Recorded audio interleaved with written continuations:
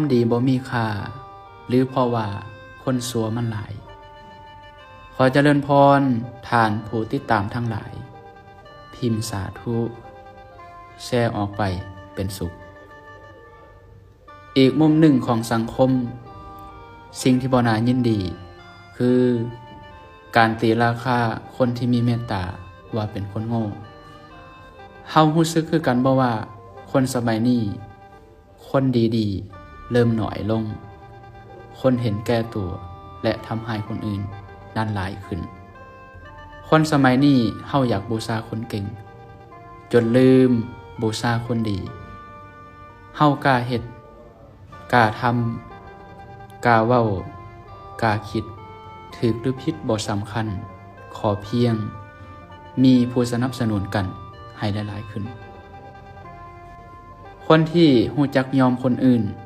ถูกเบิ่งว่าเป็นคนผิดคนที่อัธยาศัยดีถูกเบิ่งว่าเป็นคนเสียสติบ้าบ่เต็มคนที่มักแบ่งปันถูกเบิ่งว่าเป็นคนโง่คนที่มักช่วยเหลือสังคมถูกเบิ่งว่าเป็นคนสร้างภาพบางครั้งการทำดีก็น้อยใจจนเชื่อไปว่าทำดีแล้วบ่มีจุดยืนจึงหันมาเป็นคนเห็นแก่ตัวให้มันคมขืน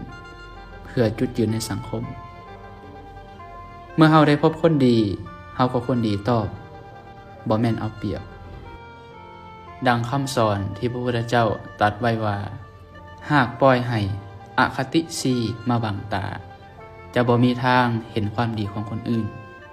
อคติหมายถึงความลำเอียงความบ่เที่ยงธรรมประกอบด้วย4ประการ 1. สันทาคติความลำเอียงเพราะความหัก 2. โทสาคติความลำเอียงเพราะความเกลียดหรือสิ่งสั่ง 3. โมหคติความลำเอียงเพราะความหลงหรือความโง่ 4. พยาคติความลำเอียงเพราะความย้านอคติหมายถึงบ่ควรประพฤติบ่ควรเฮ็ดบ่ควรย่างไปหาบ่ควรเอาเป็นแบบอย่างดังนั้นอาตมาภาพจึงขอเป็นกำลังใจให้แก่สาธุชนคนทำดีทั้งหลายจงทำดีต่อไปให้แก่สังคมถึงแม้นว่าหนังอสุรกายกับนิยายความหัก